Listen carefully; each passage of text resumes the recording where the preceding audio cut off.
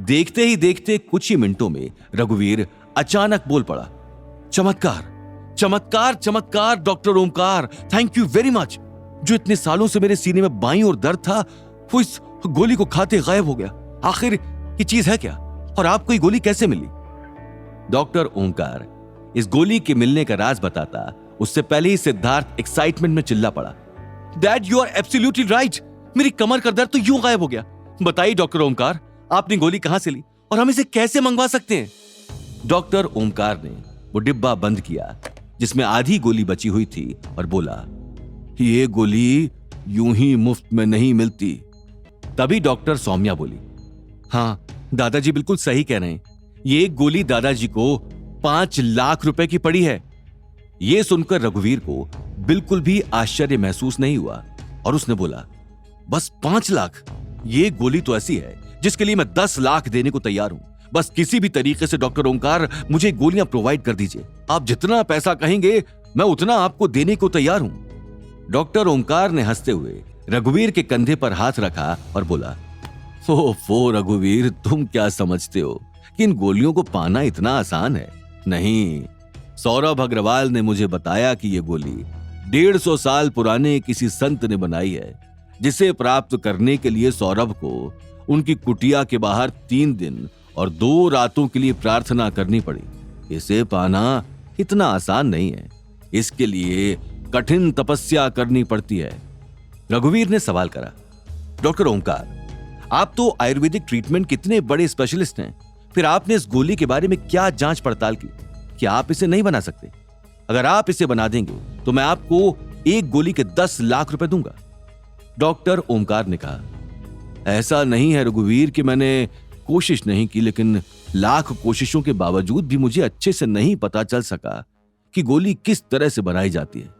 मुझे लगता है इसके लिए किसी स्पेशल तकनीक का इस्तेमाल किया जाता है जो सिर्फ पुराने लोग ही जानते हैं, और हम जैसे आजकल के मॉडर्न लोगों को इसके बारे में कोई मालूमात नहीं है।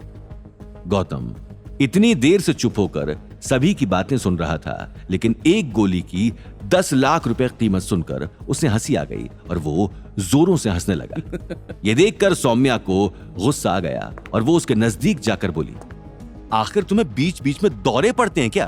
क्यों बेवजह हंसते जा रहे हो? दादाजी या रघुवीर जी ने कोई जोक सुनाया है? और अगर तुम अपने आप को इतना ही समझदार इंसान मानते हो तो तुम बताओ ना कि गोली आखिर बनी कैसे है? गौतम ने बहुत ही शांत लहजे में बोला, देखिए डॉक्टर सौम्या, एक गोली की 10 लाख रुपए कीमत कोई पागल ही देगा। आप इतनी पढ़ी लिखी हैं और साथ ही डॉक्टर ओंकार और रघुवीर जी भी इतने पढ़े लिखे हैं, मुझे समझ नहीं आता कि आप लोगों को इस गोली के इतने रुपए देने की क्या जरूरत है। सौम्या ने कहा, अच्छा तो तुम्हें अगर अपनी समझदारी पर इतना ही गर्व है तो तुम क्यों नहीं बता देते कि गोली कैसे बनी है, और तुम ही इसके बारे में सारी बातें बताओ ना। डॉक्टर सौम्या को लग रहा था कि उसने गौतम को ऐसा बोलकर उसके मुंह पर चपेड़ मारा है, लेकिन गौतम ने उसकी बातों का डटकर जवाब दिया, why not doctor Saumya. Doctor Omkar की ओर गौतम मुड़ा और उससे वो डिब्बी लेते हुए उसने वो आधी गोली निकाली और कहा, देखिए डॉक्टर ओंकार, आप तो वैसे भी इस फील्ड में बहुत पहले से हैं, तो मैं आपको समझाता हूँ, आप इसे बेहतर तरीके से समझेंगे। अगर आप इसे गौर से देखें तो इसके अंदर हरियाली पत्ते जैसी जड़ी बूटियों के अलावा कोई खास औषधि मौजूद नहीं है। सबसे पहले ये जड़ी बूटी बहुत ही कम मात्रा में ली गई थी और वो भी सूखी हुई। फिर इसे रोजमेरी के तेल में पकाया गया, उसमें कुछ नीम के पत्ते ऐड किए गए। इसके बाद इन सारी चीजों को सुखाकर उसमें कुछ तेल डाला गया और यह गोलियां तैयार की गईं। इसी के साथ इसमें कुछ ऐसी और छोटी मोटी चीजें भी मौजूद हैं, जैसे। ऐसा कहकर गौतम ने काफी सारी चीजों के नाम गिनवाए।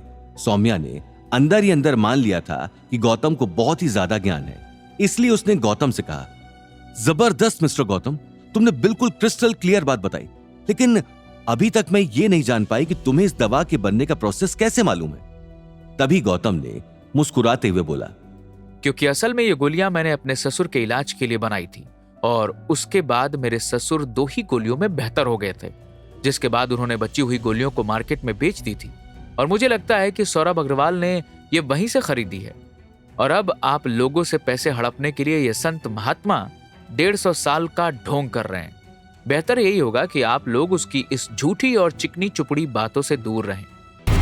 आगे की कहानी जानने के लिए देखिए अगला एपिसोड सिर्फ पॉकेट एफएम के यूट्यूब चैनल पर और रॉयल वारिस के सारे एपिसोड्स को सुनने के लिए डिस्क्रिप्शन में दी लिंक से डाउनलोड करें पॉकेट एफएम ऐप।